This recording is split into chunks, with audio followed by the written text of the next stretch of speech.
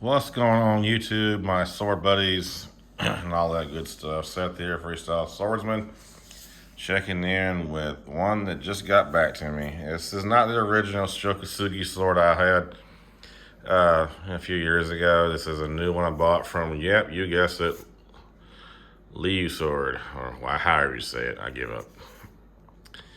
This is a much better one than the one I had that I sold back for a battle side. Hope he still enjoys the one I sold him, but this one is, in my opinion, is a better option. I keep getting my ugly ass toe in these damn videos. Anyway, about 360 bucks. Hey Togo, get away from the sword, thank you. Anyway, back where was I? T10. The Hamon on this piece is just phenomenal. I mean, it is hard to get it fully not. Go away. Go. Shoo. Togo. Go. Come on now. Go away somewhere. Shoo. He's following the sword like it's a damn. Come on now. Stop. Stop playing around. Fine. If you get cut, it's your own damn fault. He's not gonna get hurt. For anybody, it's animal. Whatever. Anyway. Togo, now come on now, you're getting too close. Come over there and sit down. I'm sorry about that. Anyway, it has pretty much the same features as T10 steel, square handguard for Tsuba. They have the seppas as black, which I like. Because in the film, I don't think he used seppas because they use an aluminum sword in those movies. Which, off topic, I found a group on Facebook that has some of the props from Revenge of the Ninja and shit, was it Pray for Death and Ninja 3 and all that shit. They want like $2,000 just for aluminum sword props. But because it was used in the movie, they're worth a fortune. But I mean, I'm not paying that kind of money for a sword I can't use or isn't actually a sword. I mean, it's movie props, sure, but anyway, back to my video here. It came with stupid sharp, guys. The thing cut me twice. Not once, but twice.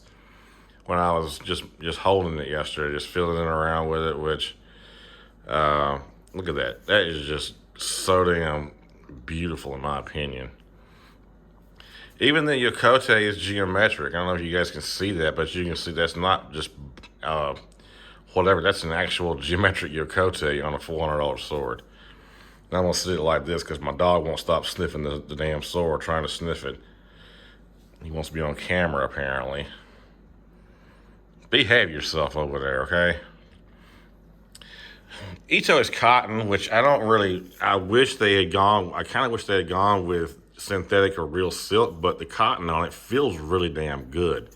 It's very grippy, and it has a dark, rich black texture to it. That might be why they decided to go with that. Because you know how on some silks or whatever, it's black, but it'll be like a light color black, if that makes any sense.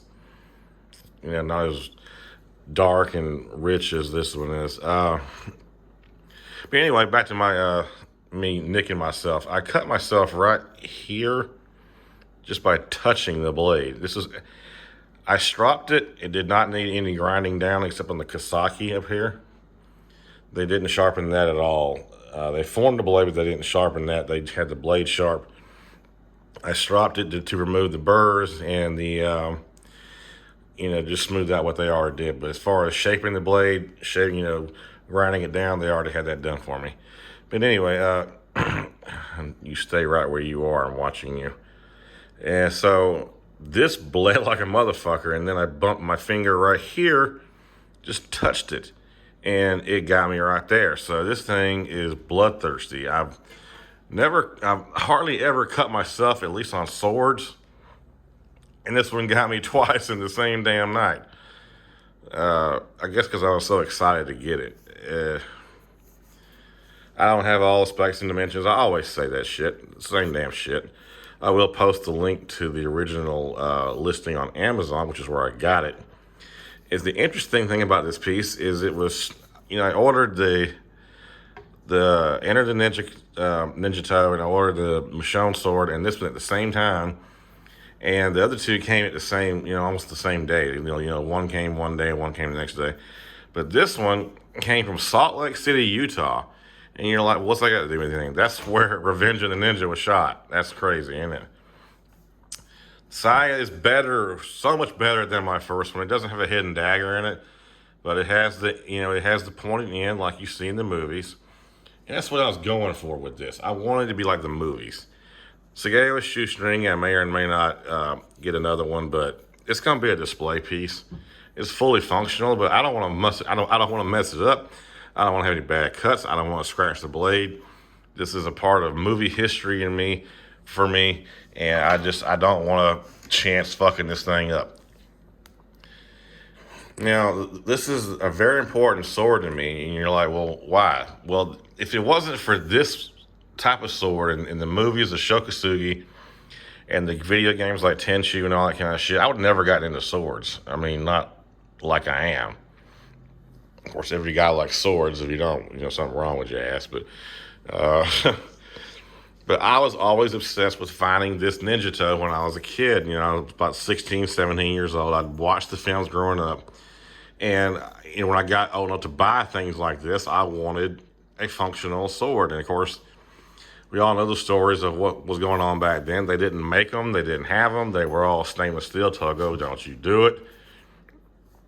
But they were not functional. And even if they were, they weren't built like these are. It took 30-something years, close to 40 years for them to start making swords like this that were made, based on movies from the 80s. It's crazy.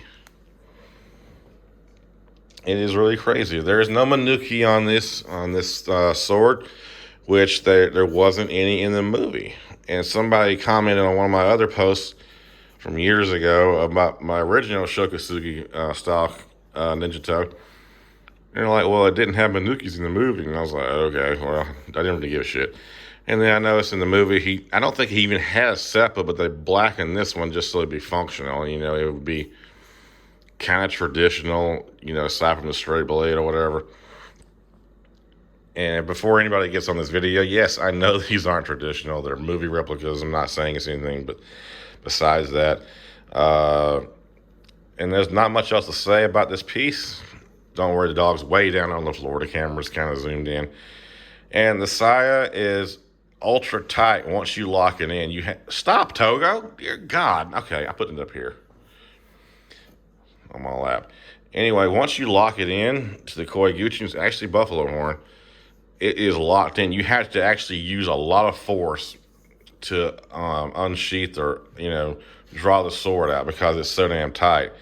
And I made a joke about it when I posted it on one of the groups I'm a member of on Facebook. I was like, well, maybe Lyuesword was like, you know what? Maybe the customer that buys this wants to be a ninja and jump on the moving cars with it and do flips and shit.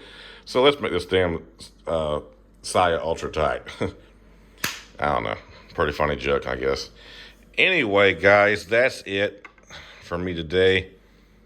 No dogs were harmed in the filming of this video.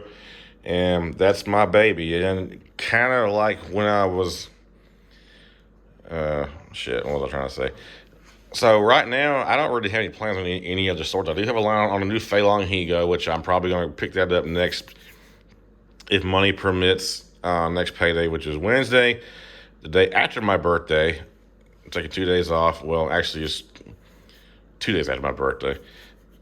I'm turning 43, guys, and I wish I could say I'm aging like fine wine, but I'm aging like milk. Anyway, let's see. So right now, my thirst for swords is kind of quenched since this one is the one that really got me into it.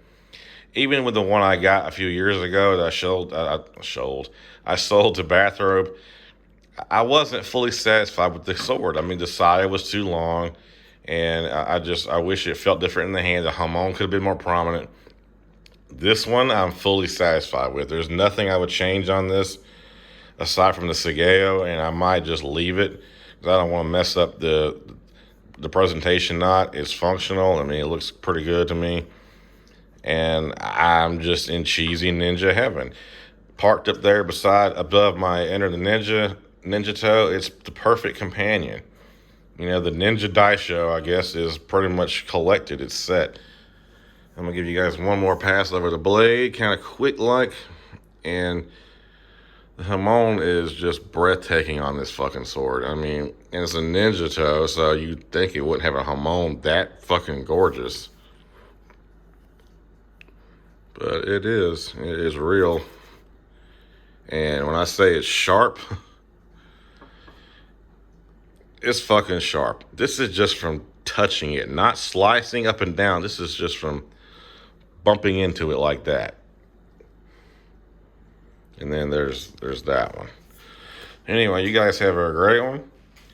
Peace, and I will see you guys after my birthday.